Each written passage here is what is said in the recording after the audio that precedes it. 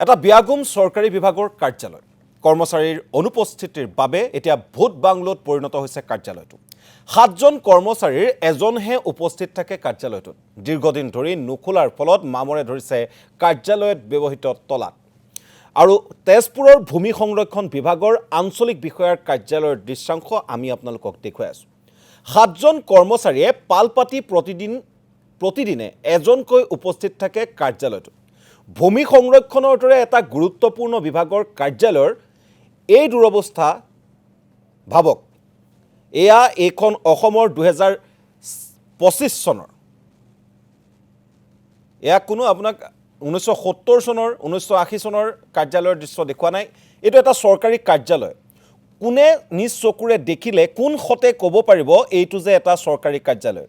দৃশ্যাংশ আমি আপোনালোকক দেখুৱাইছোঁ। আৰু আমাৰ হাতত যিমানখিনি তথ্য আছে, 7জন কৰ্মচাৰী আছে কাৰ্যালয়টোত। 7জনৰ প্ৰত্যেকজনে এদিনকৈ সোমবাৰে এগৰাকী আহিলে, মঙলবাৰে আন এগৰাকী আহে। এনেদৰে পাল পাতি পাতি তেওঁলোক আহে কাৰ্যালয়লৈ। ইয়াতকৈ লাজৰ কথা কি থাকিব পাৰে? ৰাজকোষৰ ধন, আপোনাৰ মোৰ কৰৰ ধন খাই থকা একাংশ চৰকাৰী কৰ্মচাৰী আৰু চৰকাৰী বিষয়াৰ স্বৰূপটো আপোনালোকে চাই লওক। এই সন্দৰ্ভত কিছু কথা পাতিবলৈ আমি যাব বিচাৰিছোঁ আমাৰ তেজপুৰৰ জ্যেষ্ঠ সাংবাদিক অৰ্ণৱ নাথৰ ওচৰলৈ। অৰ্ণৱ, আপোনাৰ ওচৰলৈ আহিছোঁ। ৰাজ্য চৰকাৰৰ এটা বিভাগ আৰু সেই বিভাগৰ তেজপুৰস্থিত এটা কাৰ্যালয়। সেই কাৰ্যালয়টোত এতিয়া চাবলৈ গ'লে যে এক ভূত বাংলাত পৰিণত হৈছে। 7জন বা 6জন যদিও কৰ্মচাৰী, মাত্ৰ এজন কৰ্মচাৰীহে উপস্থিত হৈছেহি বৰ্তমান 11 বাজিলৈকে এই কাৰ্যালয়টোত। আৰু আমি দেখুৱাইছোঁ এটা জৰাজীৰ্ণ অৱস্থাৰ কাৰ্যালয়। মাজগাঁও ভূমি সংৰক্ষণ অঞ্চলৰ আঞ্চলিক বন বিষয়াৰ কাৰ্যালয় এইটো। আৰু এই আঞ্চলিক বন বিষয়াৰ কাৰ্যালয়ত এতিয়া বিশেষভাৱে ক'ব লাগিব যে যিসকল কৰ্মচাৰী, আচলতে ইয়াত 6জনকৈ কৰ্মচাৰীয়ে নিয়োজিত কৰা হৈছে, কিন্তু এজন কৰ্মচাৰীৰ উপস্থিতি আমি বৰ্তমান পাইছোঁ। আৰু ইয়াৰ যিসমূহ আচলতে আৱাসগৃহ, ইয়াতে যিসমূহ কৰ্মচাৰী থাকিব পৰা যিসমূহ আৱাসগৃহ আছিল, সেই আৱাসগৃহ এতিয়া হাবি জংঘলেৰে পুতি পেলাইছে। এনেধৰণেই লাখ লাখ টকাৰ খৰাদ হৈছে ৰাজ্য চৰকাৰৰ। আৰু বৰ্তমানলৈকে আমি উপস্থিত আছোঁ, ইয়াত এজন আঞ্চলিক বিষয়া, আঞ্চলিক বিষয়া এজন আছিল যদিও বৰ্তমান সেই আঞ্চলিক বিষয়া এজন বৰ্তমানেও আহি কাৰ্যালয়ত উপস্থিত হোৱা নাই। আৰু এইটো হৈছে মূল কাৰ্যালয়। এই মূল কাৰ্যালয়ত এতিয়া তলা বছৰৰ পিছত বছৰ কিন্তু ইয়াত তলা খোলা হোৱা নাই। আৰু এতিয়া এইটো হৈছে ৰেঞ্জ অফিচাৰৰ ৰুম। আৰু বিশেষভাৱে এটা কথা ক'ব লাগিব, ইয়াত বিভিন্ন সময়ত বিজুলীৰ ইয়াত সংযোগ আছেনে নাই সেইটো ধৰিবলৈ টান। কাৰণ ইয়াতে বিজুলীৰ যি মিটাৰ বক্স আছে, সেই মিটাৰ বক্স কিন্তু অচল। সেই মিটাৰ বক্স অচল হৈ আছে। আৰু এনেধৰণে এতিয়া কাৰ্যালয়টোত কৰ্মচাৰীৰ উপস্থিতি কিন্তু দেখিবলৈ পোৱা নাযায়। এজন মাত্ৰ কৰ্মচাৰী আছে। আমি তেখেতৰ পৰাই সমগ্ৰ বিষয়টো জানিব বিচাৰিম যে বহু সময়ত কোৱা হয় যে তেওঁলোক ক্ষেত্ৰ বিষয়া হিচাপে তেওঁলোকে কাম কৰি আছে। আৰু বহু লোকৰ ইয়াত অভিযোগ আছে, যে স্থানীয় লোকৰ অভিযোগ আছে যে এই কাৰ্যালয়টোত কৰ্মচাৰীৰ উপস্থিতি নহয়হি।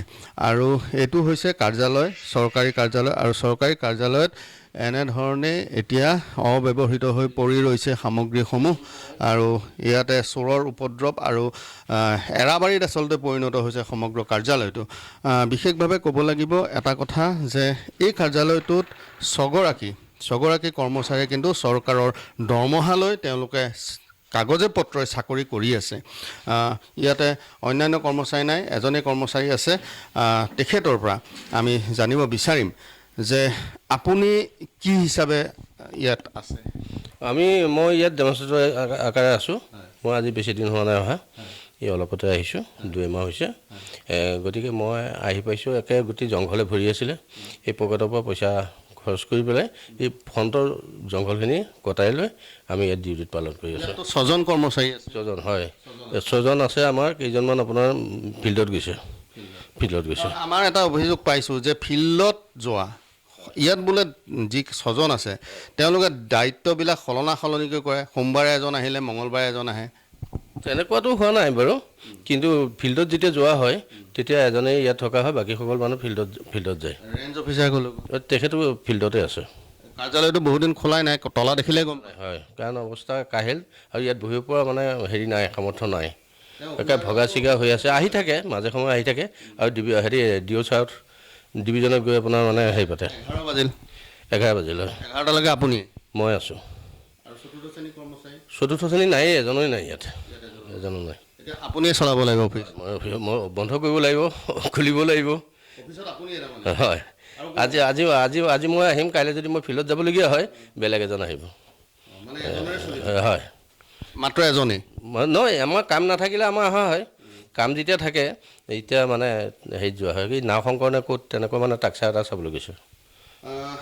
নানা অজুহাত নানা কথা আৰু এনেধৰণে এজনীয়া কৰ্মচাৰীৰে চলি আছে সেই চৰকাৰী কাৰ্যালয়টো নিশ্চয়কৈ অৰ্ণৱনাথ, এটা কথা ক'ব লাগিব, ইতিমধ্যে স্পষ্ট হৈ গৈছে, কৰ্মচাৰীগৰাকীৰ ভাষ্যতেই স্পষ্ট হৈছে যে সেই কাৰ্যালয়টোলৈ সকলো পাল পাতি আহে, সোমবাৰে এজন আহিলে মঙলবাৰে আন এজন আহে, কিন্তু আৰু এটা কথা লক্ষণীয় যে যিটো অৱস্থা সেইটো কাৰ্যালয়ৰ, সেই কাৰ্যালয়টোত আৰু কোনোবা মানুহ থাকিব পৰা আচলতে পৰিৱেশ তাত নাই। এই মুহূৰ্তত সবিশেষ জনোৱাৰ বাবে অৰ্ণৱনাথ আপোনাক ধন্যবাদ জ্ঞাপন কৰিছোঁ।